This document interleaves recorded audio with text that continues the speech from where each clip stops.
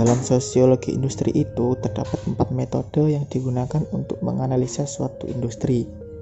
Metode yang pertama adalah social mapping, metode yang kedua adalah diagram Venn, metode yang ketiga adalah food basket atau yang disebut pola konsumsi, dan metode yang terakhir adalah matrix scoring.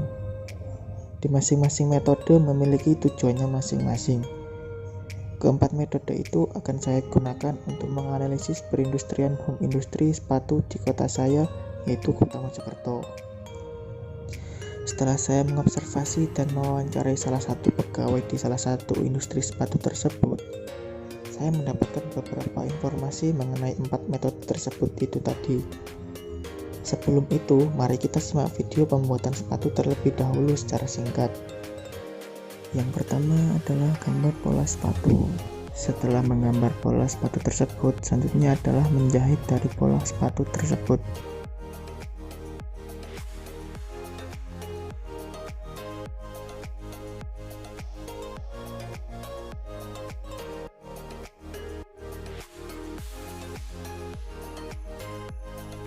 Lalu proses selanjutnya adalah menjahit jepon buat bantalan dalam sepatu.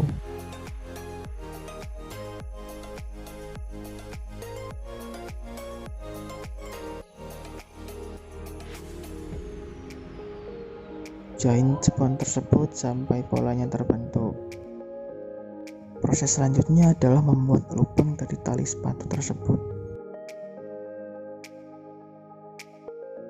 Lalu proses selanjutnya adalah pemasangan hak dari sepatu tersebut.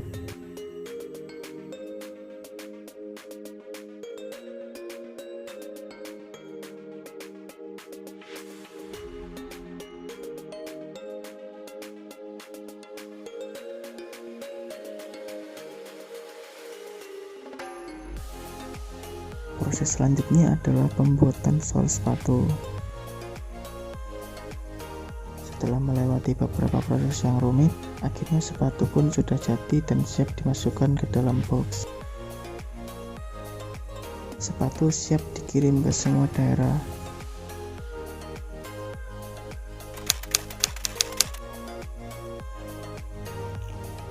Metode yang pertama adalah metode social mapping, yang dimana metode social mapping ini adalah metode yang digunakan untuk melihat pola relasi dan interaksi sosial.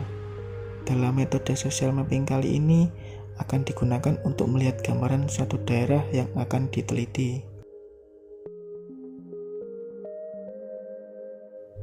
Yang akan kita bahas kali ini adalah Provinsi Jawa Timur.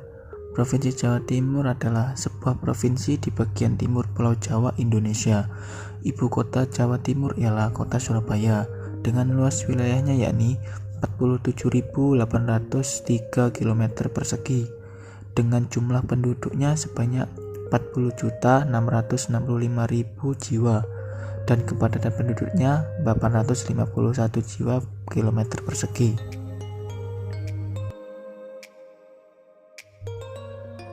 Home industri sepatu milik Pak Semad ini berada di Desa Sumolawang, Kecamatan Puri, Kabupaten Mojokerto.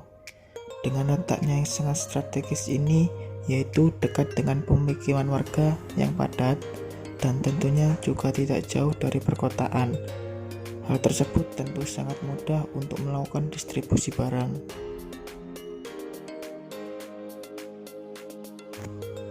Dan apabila sepatu sudah jadi dan sudah siap di packing, siap untuk dikirimkan ke seluruh daerah, bahkan bisa dijual ke seluruh Indonesia. Yang selanjutnya adalah metode diagram Venn.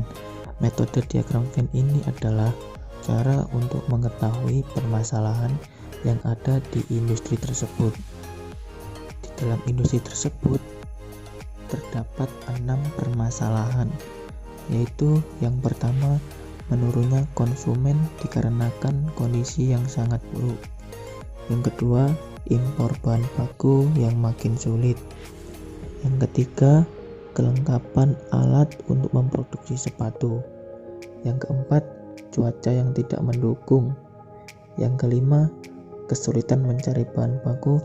Dan yang terakhir adalah kecacatan bahan baku. Metode selanjutnya ini adalah metode food basket, yang dimana metode ini adalah cara untuk mengetahui pola konsumsi dalam suatu industri. Di dalam industri ini terdapat beberapa pola konsumsi bahan baku, yaitu bahan yang pertama adalah kulit asli, kanvas, sintetik, suede, dan denim. Yang kedua adalah lem putih. Lem putih ini berguna untuk merekatkan beberapa bagian dari sepatu.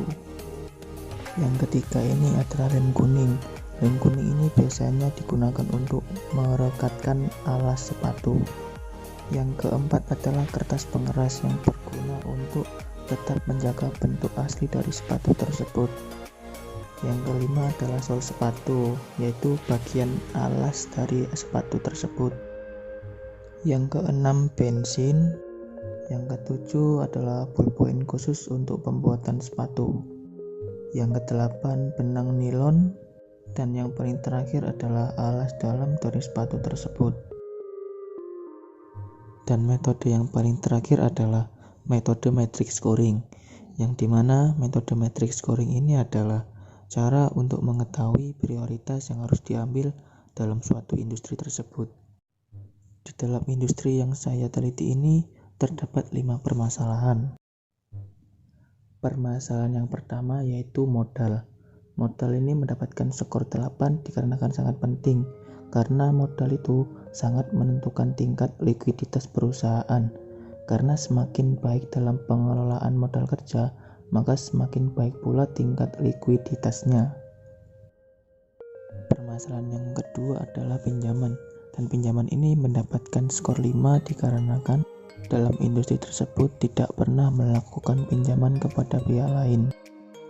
Permasalahan yang ketiga adalah kebutuhan, yang dimana kebutuhan ini mendapatkan skor yang sangat tinggi, yaitu mendapatkan skor 9. Dikarenakan menurut industri tersebut, kebutuhan adalah mencakup semua yang ada di industri tersebut, seperti bahan baku, alat kerja, dan juga sumber daya manusianya. Permasalahan yang keempat adalah harga. Harga di sini mendapatkan skor 6 karena menurut industri tersebut harga adalah suatu ciri pokok dalam suatu industri. Permasalahan yang terakhir adalah bahan baku, yang dimana bahan baku ini mendapatkan skor yang sangat tinggi juga, yaitu mendapatkan skor 9 dikarenakan bahan baku tersebut adalah bahan utama dalam pembuatan sepatu.